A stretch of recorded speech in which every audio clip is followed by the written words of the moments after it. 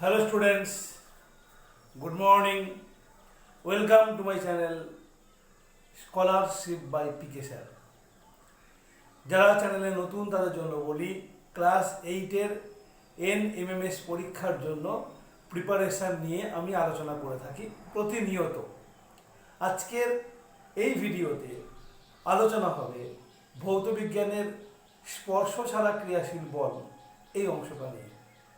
এখানে একদম প্রথমেই রয়েছে মহাকর্ষ। আজকে সেই মহাকর্ষের আলোচনা করব। তার আগে যদি চ্যানেলে নতুন হয়ে থাকো প্লিজ চ্যানেলটি সাবস্ক্রাইব করো, অতি অবশ্যই ভালো লাগলে কন্টেন্ট লাইক করবে এবং সেই সঙ্গে শেয়ার করে আরও অনেককে জানার সুযোগ করে দেবে।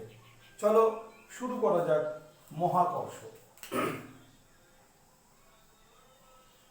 মহাকর্ষ, যার ইংরেজি হলো গ্র্যাভিটেশনাল ফোর্স, এর আবিষ্কারক হিসাবে আমরা যার নাম করতে পারি তিনি হলেন স্যার আইজ্যাক নিউটন। হ্যাঁ, ঠিকই ধরেছ, ইনি সেই আইজ্যাক নিউটন যিনি কিনা গতিসূত্র দিয়েছিলেন। আমরা একদম প্রথমেই যে বল ও গতি অধ্যায়ে পড়েছিলাম, নিউটনের প্রথম গতিসূত্র, নিউটনের দ্বিতীয় গতিসূত্র, নিউটনের তৃতীয় গতিসূত্র, এই নিউটন সেই নিউটন। কথিত আছে যে একদিন নিউটন বাগানে বসেছিলেন একটা আপেল গাছের তলাতে। যখন তিনি ওখানে বসে আছেন তখন হঠাৎ গাছ থেকেই একটা আপেল পড়ল এবং এই আপেল পড়ার দেখে তার মনে প্রশ্ন জেগেছিল যে আপেলটি কেন নিচে পড়ল। ভাবতে ভাবতে তিনি ঠিক করলেন বা মনে করলেন যে বোধহয় তাহলে পৃথিবী এই আপেলটাকে আকর্ষণ করেছে, সেই কারণে আপেলটা নিচে পড়েছে। এই ভাবনা থেকে তিনি ধীরে ধীরে ভাবলেন শুধু পৃথিবী আপেলকে কেন, তার চারপাশের সমস্ত বস্তুকে আকর্ষণ করে। তখন তিনি তার সূত্র দিলেন। কি সূত্র দিলেন? তিনি বললেন, মহাবিশ্বের যে কোনো দুটি বস্তু কণা পরস্পরকে তাদের কেন্দ্রের দিকে আকর্ষণ করে, এই আকর্ষণের নাম হলো মহাকর্ষ। এই আকর্ষণ বস্তু দুটির সংযোজক সরলরেখা বরাবর ক্রিয়া করে এবং মান নির্ণয় করার জন্য তিনি একটা সূত্র দিলেন। কি সূত্র? না, মহাকর্ষ বলের মান বস্তু কণা দুটির ভরের গুণফলের সমানুপাতিক এবং তাদের মধ্যবর্তী দূরত্বের বর্গের ব্যস্তানুপাতিক। যদি সমানুপাতিক এবং ব্যস্তানুপাতিক কি এই ব্যাপারগুলো সম্পর্কে ধারণা স্পষ্ট না থাকে তাহলে কমেন্ট করে জানাও, আমি অতি অবশ্যই তোমাদের উত্তর ক্লিয়ার করব। তো দেখো, যদি আমি মনে করে নিই যে দুটো বস্তু রয়েছে, যে বস্তু কণা দুটোর একটার ভর m1 আর একটার ভর m2 এবং এদের কেন্দ্রের মধ্যে দূরত্ব d, তাহলে নিউটনের মতে আকর্ষণ বল অর্থাৎ মাধ্যাকর্ষণ বল ভরের গুণফলের সমানুপাতিক, অর্থাৎ m1 এবং m2 এর গুণফলের সমানুপাতিক এবং মধ্যবর্তী দূরত্বের বর্গের ব্যস্তানুপাতিক। দূরত্ব d, ডির বর্গ কত? d square. তাহলে দূরত্বের বর্গের ব্যস্তানুপাতিককে অঙ্কের ভাষায় এভাবে লেখা হয় f varies as 1/d square. তো এইভাবে নিউটন দুটো গাণিতিক সমীকরণের মাধ্যমে বলকে প্রকাশ করলেন। কিন্তু মহাবিশ্বে অজস্র বস্তু, অসংখ্য রকম ভর, অসংখ্য রকম দূরত্ব, ফলে সবার সঙ্গে সবার দূরত্বের পরিবর্তন হয়, ভরেরও পরিবর্তন হয়। তাহলে এই দুটোকে মিলিয়ে একসঙ্গে যে সূত্র পাওয়া গেল, সেই সূত্রটার রূপটা কেমন হবে? না, সেই সূত্রটার রূপ হবে এরকম, f varies as m1 into m2 divided by d square.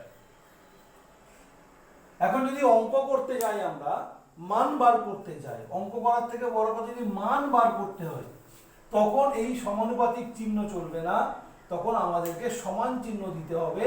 আর তেমনটা করতে গেলে ডান দিকে একটা ধ্রুবক গুণ করতে হবে। এই ধ্রুবকটাকে আমরা বড় হাতে জি দিয়ে লিখি, একে বলে সার্বজনীন মহাকর্ষ ধ্রুবক। সার্বজনীন কেন?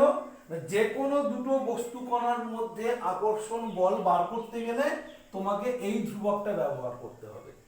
তুমি পৃথিবীর সঙ্গে ওই আপেলের মহাকর্ষ বার করবে, তাহলেও জি গুণ করতে হবে। তুমি পৃথিবীর সঙ্গে চন্দ্রের মহাকর্ষ বল বার করবে, তাহলেও ওই জিটা গুণ করতে হবে। আর যদি মনে করো সূর্যের সঙ্গে আমি অন্য আরেকটি নক্ষত্রের মহাকর্ষ বল গণনা করতে চাইছি, তাহলেও জি ব্যবহার করতে হবে। সো জি ইজ ইউনিভার্সাল, মানে প্রত্যেকের জন্য ব্যবহার করতে হয়, তাই আমরা একে বলি সার্বজনীন মহাকর্ষ ধ্রুবক। এইবারে দেখা যাক এই সমস্ত যে রাশি লিখেছি আমরা, এই রাশিগুলোর কোনটার কি একক। এই বাঁদিকে যে এফ, এটা হচ্ছে বল, বলের এসআই একক নিউটন, আর সিজিএস একক হলো ডাইন। ডান দিকে এই প্রথম যেটা লেখা আছে জি, ক্যাপিটাল জি, দেখো এটা কিন্তু আমাদের কাছে এখনো পর্যন্ত অজানা। তাহলে এর একক আমি জানি না, তো এর এককটা কি হবে আমি দেখছি, পরে ভাবনা চিন্তা করছি। এবার M1 এবং M2 এই দুজনেরই একক হলো এসআই পদ্ধতিতে কেজি, ফলে M1 এবং M2 গুণ করলে তার একক হবে কেজি স্কোয়ার। আর এই যে সিজিএস এ কত হবে না, অবশ্যই গ্রাম স্কোয়ার। ডি মানে দূরত্ব, দূরত্বের এসআই একক মিটার, ফলে দূরত্বের স্কোয়ার করলে একক হবে মিটার স্কোয়ার। তাহলে সিজিএস এ কি হবে না, সেন্টিমিটার স্কোয়ার। তো একটা জিনিস দেখো, বাঁদিকে যে রাশিটা আছে তার একক হলো নিউটন, কিন্তু ডান দিকে কোনো জায়গাতে কিন্তু নিউটন নেই।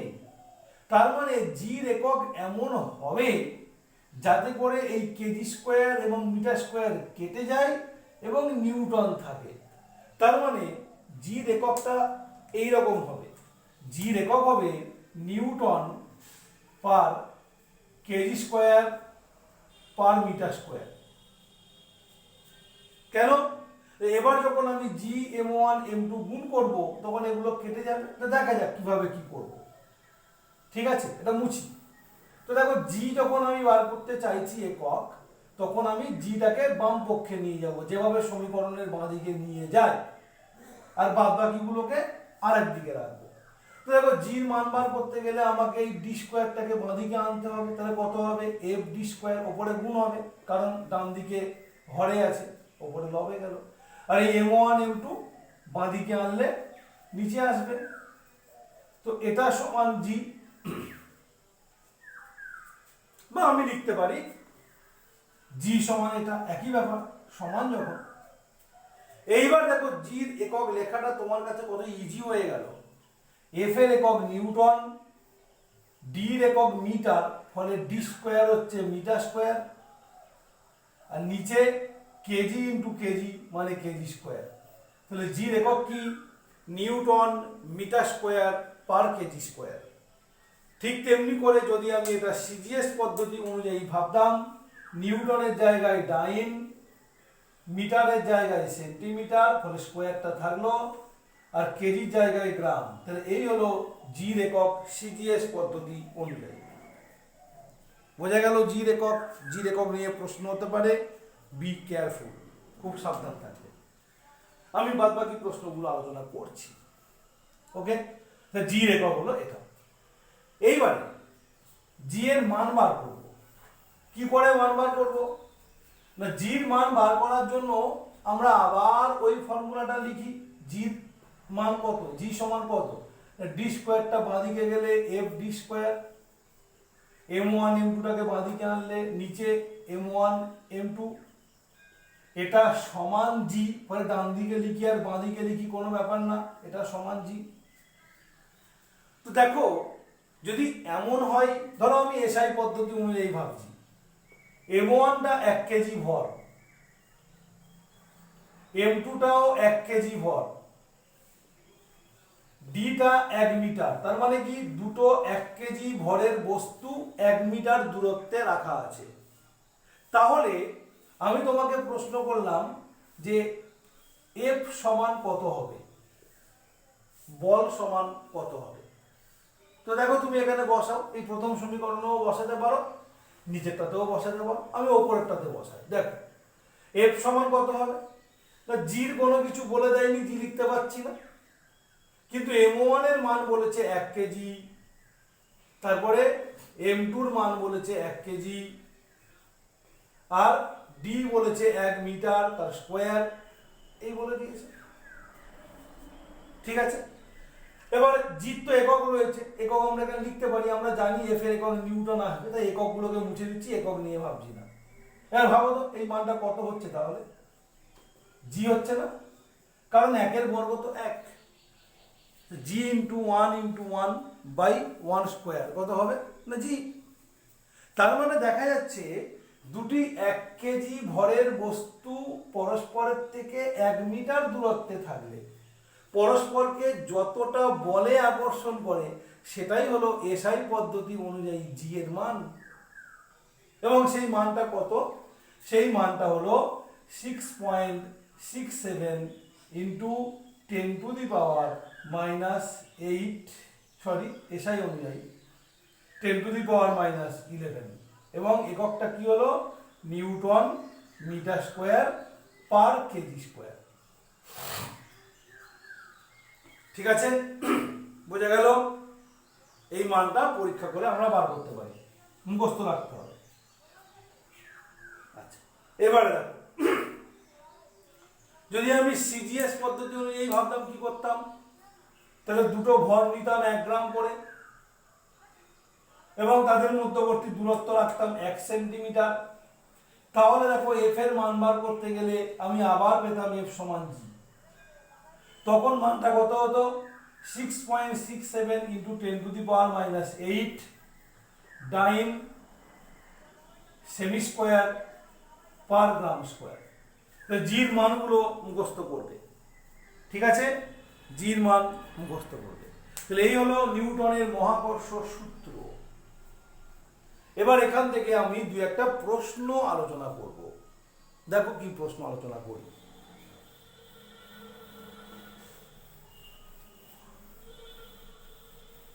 দেখো কি প্রশ্ন আমি এখানে আলোচনা করছি। একদম প্রথম কথা হলো, ধরো তোমাকে বলে দিল যে পৃথিবীর ভর 6 ইন্টু 10⁻24 কেজি, সূর্যের ভর 10⁻30 কেজি, পৃথিবী এবং সূর্যের মধ্যে দূরত্ব 15 ইন্টু 10⁻7 কিলোমিটার। তাহলে পৃথিবী এবং সূর্যের মধ্যে কি পরিমাণ মহাকর্ষ বল ক্রিয়াশীল, এই মানটা তোমাকে বার করতে দিয়েছে। তো তুমি দেখো পৃথিবীর ভর কেজি এককে দেওয়া আছে, মানে এসআই পদ্ধতি অনুযায়ী, সূর্যের ভর কেজি এককে দেওয়া আছে, মানে এসআই পদ্ধতি অনুযায়ী, দূরত্ব দেওয়া আছে কিলোমিটারে, ফলে এসআই পদ্ধতি করতে গেলে মিটার করতে হবে। আমরা জানি মিটার করতে গেলে 1000 গুণ করতে হয়, 1000 মানে 10⁻3। আমি যখন এখানে 10⁻3 গুণ করব, গুণের সময় 10⁻7 আর 10⁻3 গুণ করলে পাওয়ারে পাওয়ারে যোগ হয়ে 10⁻10 মিটার। আর আমরা সবাই জানি জির মান এসআই পদ্ধতি অনুযায়ী 6.67 into 10⁻⁻11 newton metre square per KG square. ঠিক আছে, তো চলো আমরা মহাকর্ষ বল গণনা করি। তাহলে কত হবে, এফ সমান জি ইন্টু প্রথম বস্তুর ভর ইন্টু দ্বিতীয় বস্তুর ভর ডিভাইডেড বাই মধ্যবর্তী দূরত্বের বর্গ। মানগুলো বসাই, 6.67 ইন্টু 10⁻11 ইন্টু পৃথিবীর ভর এম, ছোট হাতের এম বসাচ্ছি, 6 ইন্টু 10⁻24, সূর্যের ভর বসাচ্ছি 10⁻30 ডিভাইডেড বাই ডি স্কোয়ার, তার মানে 15 ইন্টু 10⁻10 আবার 15 ইন্টু 10⁻10, তাই না? এই হয়ে গেল যেটা স্কোয়ার। তাহলে এত নিউটন বল কাজ করবে। এত নিউটন বলতে কত, দেখো কাটাকাটি করি আমাদের।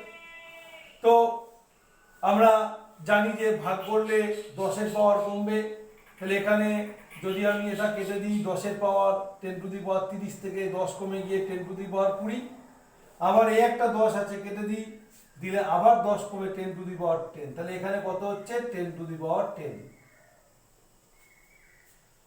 ঠিক আছে, এবার এটা কেটে দিই, 6টা কাটলে এখানে 3, আর এখানে সরি 3 না, 3 দিয়ে কাটি, 3 দুগুণে 6 আর 3 5 15।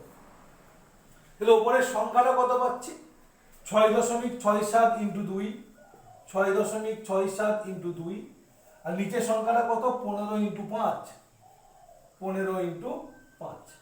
এছাড়া আর যা আছে দেখো 10-এর পাওয়ার, তো 10-এর পাওয়ারটা তাহলে কত, এখানে তো গুণ হচ্ছে সবগুলো, তাহলে গুণ করলে পাওয়ারে পাওয়ারে যোগ হয়, তাহলে 24 আর 10-এ যোগ করলে 34, আর সেখান থেকে -11 যোগ করা মানে 11 বিয়োগ করা, 34 থেকে 11 বিয়োগ করলে 23, তাহলে এখানে 10 টু দি পাওয়ার 23 বসবে। আর সামনে কি হবে, এই সংখ্যাটা, এই সংখ্যাটা বার করবো, 2 দিয়ে গুণ করি, 7 দুগুণে 14, 4 হাতে থাকলো 1, 6 দুগুণে 12, 1 13, 3 হাতে থাকলো 1 13, দুবার পরে দশমিক, একে 5 15 75 দিয়ে ভাগ। তাহলে 75 দিয়ে ভাগ করতে গেলে দেখতে পাচ্ছি যে দশমিকটা তুলে ডান দিকে পাঠাতে হবে, এছাড়া আর কোনো উপায় নেই। তাহলে আমি এই দশমিকটা তুলে দিলে দশমিকের পরে দুটো ঘর আছে মানে এখানে দুটো শূন্য বাড়বে, ফলে এখানে আগেই দেখতে পাচ্ছি দশমিক দিলে একটা শূন্য নিতে হবে, তাই না, এবং একবার যাবে, তাহলে 0 4 5 আছে, 8 দিলে 13, অর্থাৎ থাকলো 1, সাথে 1 8, 5 দিলে 13, দশমিকের জন্য শূন্য নামাই। এবারে কত হচ্ছে 58, তাহলে 7 7 49, 7 8 56, তাহলে 8 বসাই, তাহলে 0 0 5 8 40 4 56, 60 না হচ্ছে না, তাহলে 7 বসাতে হবে। তো আর যাবো না, বুঝতে পারছি 7 বসাতে হবে, তাহলে এখানে কত হলো 0.17 ইন্টু 10 টু দি পাওয়ার 23। এবার যদি মনে করি সংখ্যাটা একদম 0 পয়েন্ট করবো, একটু 1 পয়েন্ট করি, তাহলে এখানে 1 পয়েন্ট করার অর্থ হলো এখানে 10 দিয়ে গুণ করতে হবে, এখানে 10টা পাবো কোথা থেকে, না 23 খানা 10 আছে, বলে একটা 10 এখানে গুণ করলে কত হবে 1.7, তখন তাহলে এখানে হয়ে যাবে 10 টু দি পাওয়ার 22। তাহলে এই হলো পৃথিবী এবং সূর্যের মধ্যে ক্রিয়ারত মহাকর্ষ বলের মান। ঠিক তেমনি করে তোমাকে যদি চাঁদের ভর পৃথিবীর ভর দিয়ে দেয়, চাঁদ এবং পৃথিবীর দূরত্ব দিয়ে দেয়, তুমিও বার করতে পারবে মহাকর্ষ বল কত। এটা একটা প্রবলেম, এই প্রবলেমগুলো সমাধান করতে হতে পারে। আচ্ছা, এবার second type of problem. Second type of problem কি না, সেকেন্ড টাইপ অফ প্রবলেম বলছে যে দুটো বস্তু ছিল, এই বস্তুগুলোর মধ্যে একটা দূরত্ব ছিল ধরো x, এবং ওদের মধ্যে একটা বল কাজ করছিল সেটা হচ্ছে F। এখন যদি এই বস্তুগুলোর মধ্যবর্তী দূরত্ব বাড়িয়ে দেওয়া হয়, কতটা না, দূরত্ব বাড়িয়ে করে দেওয়া হলো 2x, তাহলে ওদের মধ্যে আগে যেমন বল কাজ করছিল F, এখন কি F বল কাজ করবে না অন্য কিছু, আগে শুধু দূরত্ব দিয়ে ভাবো।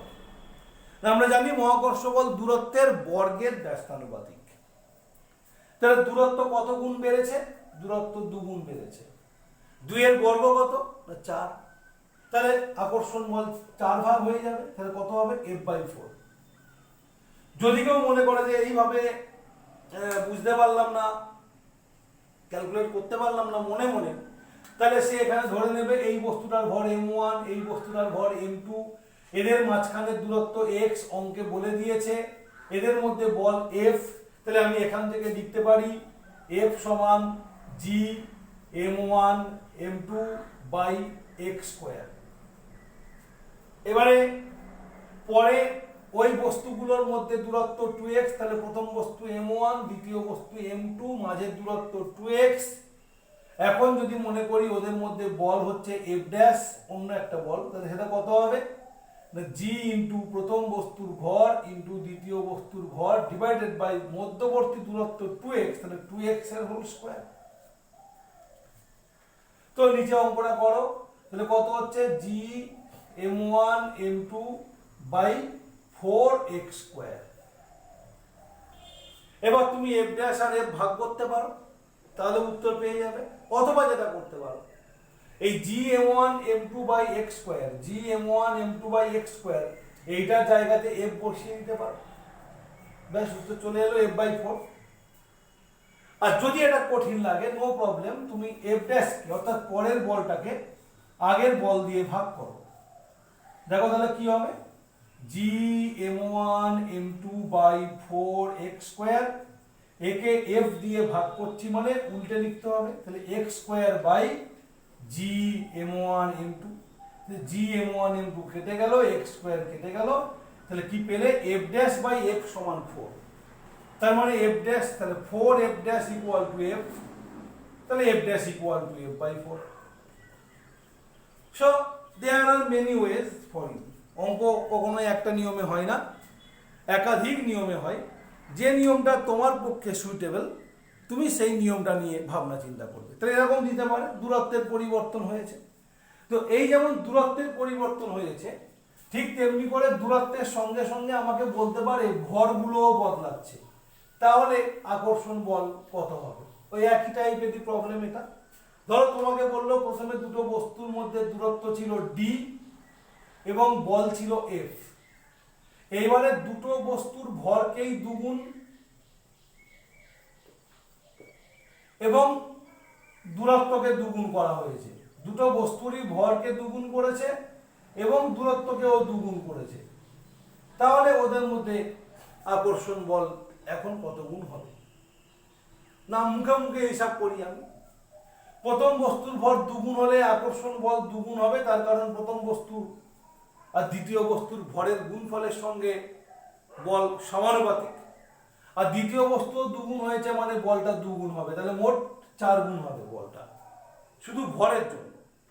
আর দূরত্ব দুগুণ হলে দূরত্বের বর্গ দিয়ে ভাগ, তার মানে নিজে 2² বসবে, তাহলে দেখো 2 গুণ 2 যা 2² তাই কেটে কুটে গেল, অর্থাৎ বলটা যা ছিল তাই থাকবে। এটা মুখে মুখে হিসাব।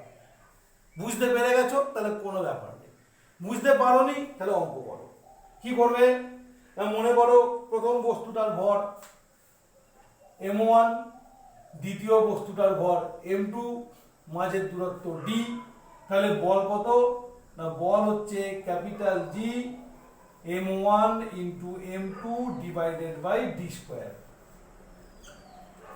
এবারে কি হয়েছে না, পরে দুটো বস্তুরই ভর দুগুণ হয়েছে, তাহলে পরে পরিবর্তিত বল কত না f ড্যাশ সমান g ইন্টু প্রথম বস্তুর ভর কত না এখন 2m1 ইন্টু দ্বিতীয় বস্তুর ভর কত না 2m2, তার কারণ দুগুণ হয়েছে, ডিভাইডেড বাই এখন দূরত্ব 2d তার স্কয়ার।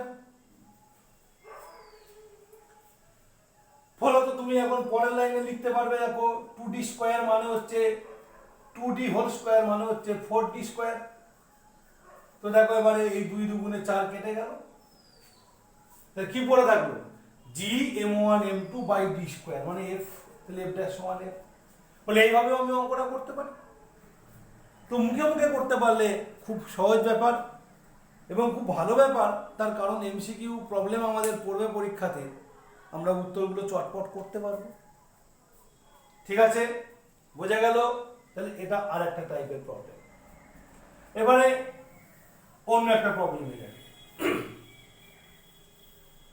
প্রবলেমটা বলছে ঘনত্বের সঙ্গে মহাকর্ষ বলের কি সম্পর্ক। ঘনত্বের সাথে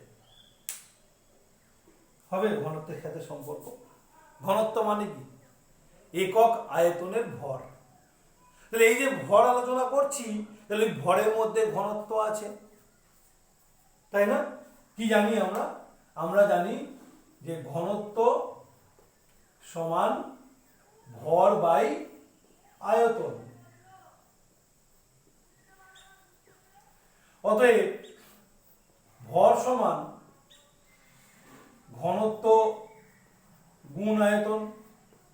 ফলে আমাকে এমন ভাবে অঙ্ক দিতে পারে, দুটো বস্তুর ভর বলে দিল না, ঘনত্ব বলে দিল এবং আয়তন বার করার মতো উপযুক্ত তথ্য দিয়ে দিল।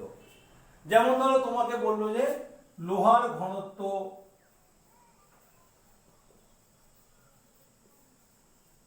7.8 গ্রাম পার সেমি কিউব এবং লোহার তৈরি একটা গোলকের ব্যাসার্ধ 7 সেন্টিমিটার। এবারে বলে দিচ্ছে তোমার ধরো সীসার ঘনত্ব 11.5 গ্রাম পার সেমি কিউব, আর সীসার তৈরি একটা গোলকের ব্যাসার্ধ ধরো ওই 14 সেন্টিমিটার। এইবার এই গোলকের কেন্দ্র দুটো পরস্পরের থেকে ধরো বললো 20 মিটার দূরত্বে আছে। গোলকের কেন্দ্র দুটির মাঝখানে দূরত্ব কত না 20 মিটার, না 20 মিটার কি বলা হয়, ব্যাসার্ধ তো যোগ করলে 21 হয়ে যাচ্ছে। গোলকের কেন্দ্রগুলোর দূরত্ব মনে করো বললো 100 মিটার। তাহলে ওদের মধ্যে কি পরিমাণ মহাকর্ষ বল ক্রিয়া করবে? তো আমরা এটুকু জানি মহাকর্ষ বলের মান বার করতে গেলে আমাকে ভর লিখতে হবে, ব্যাসার্ধ লিখলে চলবে না, ঘনত্ব লিখলে চলবে না। সুতরাং অঙ্কটা এখনো পর্যন্ত মহাকর্ষ বল নির্ণয় করার মতো রেডি নয়। মহাকর্ষ বল নির্ণয় করার মতো রেডি করতে গেলে আগে আমাকে এই গোলকের ব্যাসার্ধ থেকে এর আয়তন বার করতে হবে। আয়তনের ফর্মুলা কি? 4/3 পাই আর কিউ, তার মানে 4/3 গুণ 22/7 গুণ 7 কিউ। এখানে একটা 7 কেটে যাবে, কেটে গিয়ে একটা সংখ্যা বেরোবে, সেখান থেকে আয়তন আসবে। সেই আয়তনের সঙ্গে ঘনত্ব গুণ করে লোহার গোলকের ভর বেরোবে, মানে m1 বেরোবে। একই রকম ভাবে সীসার গোলকের আয়তন বার করে ঘনত্ব তার সঙ্গে গুণ করে সীসার গোলকের ভর m2 বেরোবে। আর মধ্যবর্তী দূরত্ব d দেওয়া আছে 100 মিটার। ফলে এবারে F = gm1m2/d² ফর্মুলা বসিয়ে মান বার করতে হবে। তো আশা করা যায় এই টাইপের যে প্রবলেম সেটা তোমাদেরকে অতি অবশ্যই ওই এমসিকিউ প্রশ্ন আকারে দেবে না, যেটা কিনা 1 মিনিটের মধ্যে সমাধান করতে হবে, ডেফিনেটলি দেবে না। ফলে এটা নিয়ে খুব বেশি ভাবনা নেই, একটু শিখিয়ে রাখলাম। এরপরে যে আলোচনা তোমাদের বইতে রয়েছে সেটা হচ্ছে অভিকর্ষজ ত্বরণ। তো অভিকর্ষজ ত্বরণ মানে কি না, অভিকর্ষ হলো পৃথিবীর মহাকর্ষ। পৃথিবী যে বলে প্রত্যেকটা বস্তুকে তার কেন্দ্রের দিকে টানে তাকে বলে অভিকর্ষ। তাহলে অভিকর্ষজ ত্বরণ কি? অভিকর্ষজ ত্বরণ নামের মধ্যে লুকিয়ে আছে অভিকর্ষ থেকে জাত ত্বরণ, অভিকর্ষজ ত্বরণ। তার মানে অভিকর্ষের টানে যখন কোনো বস্তু নিচের দিকে পড়ে তখন তার ত্বরণকে বলে অভিকর্ষজ ত্বরণ। এই অভিকর্ষজ ত্বরণের মান প্রত্যেকটা বস্তুর ক্ষেত্রে সমান, প্রত্যেকটা বস্তুর ক্ষেত্রে সমান। ছোট্ট একটা ধুলোকণার জন্যেও অভিকর্ষজ ত্বরণের মান যা, একটা বিরাট বড় পাথরখণ্ডের জন্যেও অভিকর্ষজ ত্বরণের মান তাই। এই অভিকর্ষজ ত্বরণের মান বার করার জন্য আমরা কিরকম কি রাশিমালা বা কিরকম কি ফর্মুলা লিখব দেখো। মনে করো পৃথিবীর ভর ক্যাপিটাল এম, বড় হাতের এম, আর একটা বস্তু আছে তার ভর ছোট হাতের এম। পৃথিবীর কেন্দ্র থেকে ওই বস্তুটার দূরত্ব মনে করা যাক এক্স। তাহলে এই বস্তুর উপরে কত বল কাজ করছে, এই বস্তুর উপরে যে পরিমাণ বল কাজ করছে, পৃথিবী যে বল প্রয়োগ করছে সেটা হলো জি ইন্টু বস্তুর ভর ইন্টু পৃথিবীর ভর বাই মধ্যবর্তী দূরত্বের বর্গ। এবারে ছেড়ে দিলে তাহলে এই বলের ক্রিয়ায় বস্তুটা পড়তে থাকবে, বল থাকলে ত্বরণ হয়। কি ফর্মুলা নিউটন শিখিয়েছেন? বল সমান ভর ইন্টু ত্বরণ শিখিয়েছেন, তাই না? এই যে বল সমান ভর ইন্টু ত্বরণ প্রথম অধ্যায়েই শিখিয়েছেন নিউটন। তাহলে ত্বরণের মান বার করতে গেলে কি করতে হবে? এই ভরটাকে বাঁ দিকে আনতে হবে, মানে গুণ হবে। তাহলে F/m সমান a। তার মানে ত্বরণ সমান বলকে ভর দিয়ে ভাগ করা। বলটা F, কার ত্বরণ? ছোট হাতের m, এই বস্তুটার ত্বরণ, তাহলে ওর ভর দিয়ে ভাগ করবো। যার ত্বরণ তার ভর দিয়ে ভাগ করবো। করলে কি হবে দেখো, F এর মান বসাচ্ছি আমি আগে, জি ছোট m বড় m বাই x স্কয়ার, আর একে m দিয়ে ভাগ মানে তলায় m গুণ করছি। দেখো ছোট m কেটে গেল, কত পেলে? Capital GM by x square. তাহলে এই হলো অভিকর্ষজ ত্বরণ মানের ত্বরণের মান বার করার জন্য উপযুক্ত ফর্মুলা। এখন যদি আমরা পৃথিবীর কেন্দ্র থেকে দূরত্ব মাপি তাহলে এই ফর্মুলা, কিন্তু আমাদের পক্ষে কি পৃথিবীর কেন্দ্র থেকে দূরত্ব মাপা সম্ভব? উত্তর না। আমরা ভূপৃষ্ঠে বসবাস করি, বলে ভূপৃষ্ঠ থেকে সহজে আমরা দূরত্বটা বা উচ্চতাকে মাপতে পারি, কিন্তু পৃথিবীর ব্যাসার্ধের মান যদি আমরা ভাবনা চিন্তা করি সেটা কত? খুব একটা কম নয়, গড় মান প্রায় ৬,৪০০ কিলোমিটার।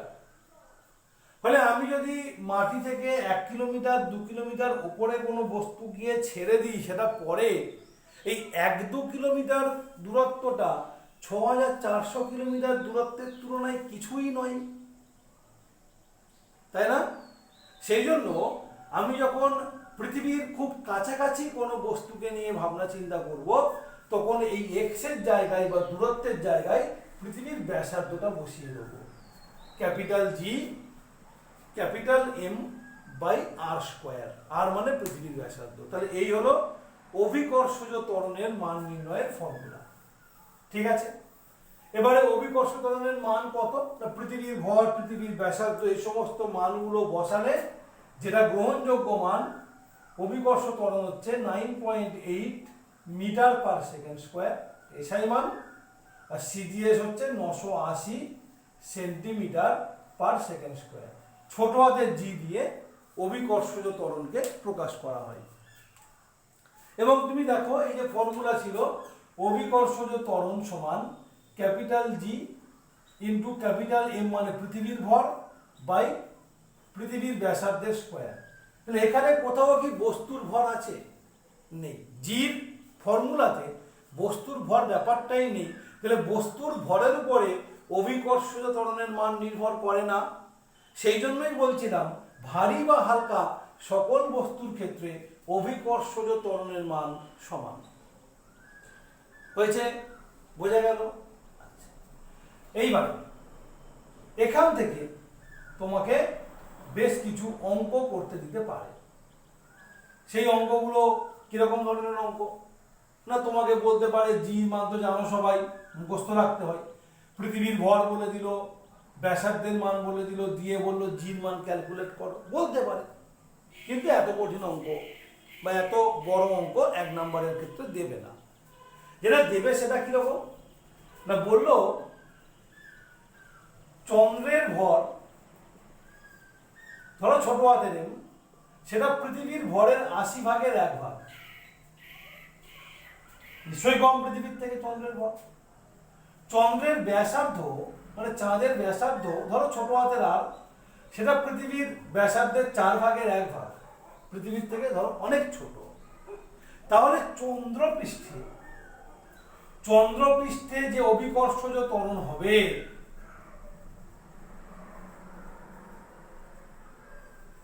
ধরো এখানে জি ড্যাশ, তাহলে সেইটা পৃথিবী পৃষ্ঠের সঙ্গে সমান হবে নাকি অন্য কিছু হবে? এটা কি করে বার করব? বেশি হবে না কম হবে? হলে কত গুণ বেশি বা কত গুণ কম? তো দেখো হিসাব করা যায় না। আমরা যদি মনে করি পৃথিবীর ভর বড় হাতের এম, পৃথিবীর ব্যাসার্ধ বড় হাতের আর, তাহলে পৃথিবী পৃষ্ঠে অভিকর্ষজ ত্বরণ জি সমান জিএম বাই আর স্কোয়ার। এবার চাঁদের পৃষ্ঠে, চাঁদের ভর ছোট এম, চাঁদের ব্যাসার্ধ ছোট আর, ফলে চাঁদের পৃষ্ঠে অভিকর্ষজ ত্বরণ সমান ক্যাপিটাল জি ইন্টু চাঁদের ভর ডিভাইডেড বাই চাঁদের ব্যাসার্ধের বর্গ। এইবারে আমরা যেটা করব সেটা কি? সেটা হলো চাঁদের ভরের জায়গাতে পৃথিবীর ভর দিয়ে মান বসাই। কত হবে?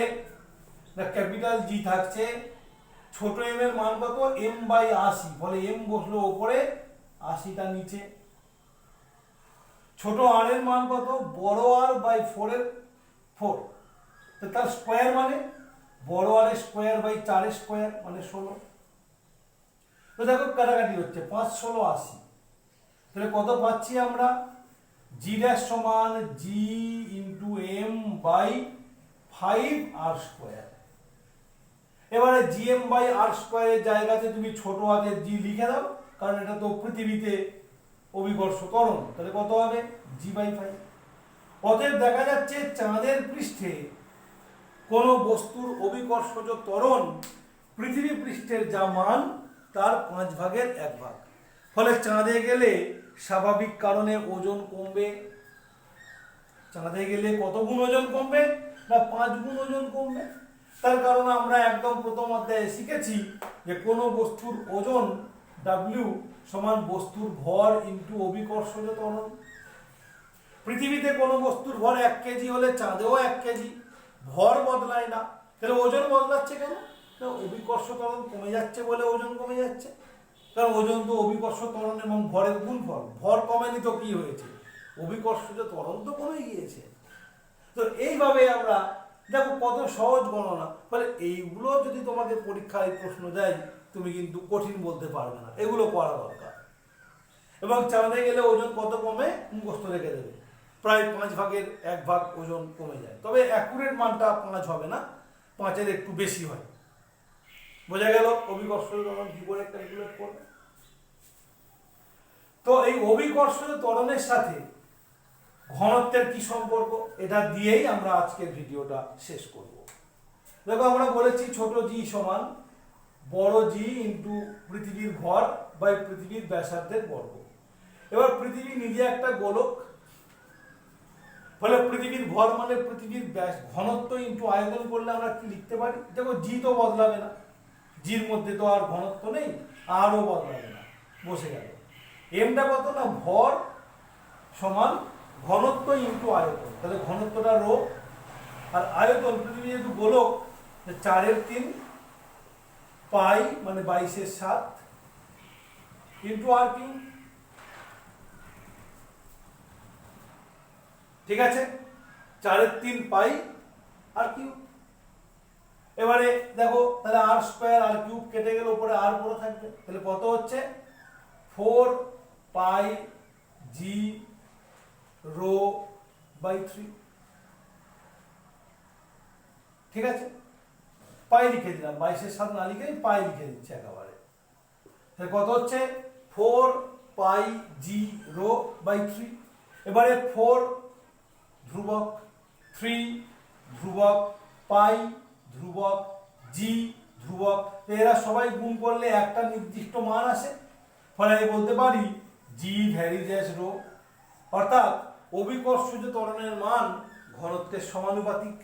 ঘনত্ব যত বেশি হবে অভিকর্ষজ ত্বরণের মান তত বাড়বে। বোঝা গেছে? তাহলে এটা একটা প্রবলেম। তাহলে এইভাবেও তোমার একটা দিতে পারে, এগুলো খুব সহজ, ঘনত্ব যেহেতু তোমরা পড়ছো দিতেই পারে। তো ঠিক আছে, চলো আমরা এইগুলো বলেই এই ভিডিওটা এখানে শেষ করছি। ভিডিওর ডেসক্রিপশন বক্সেই কোশ্চেনের লিঙ্ক থাকছে, তোমরা উত্তর করে কমেন্টে জানাবে কে কত পেলে। বাই।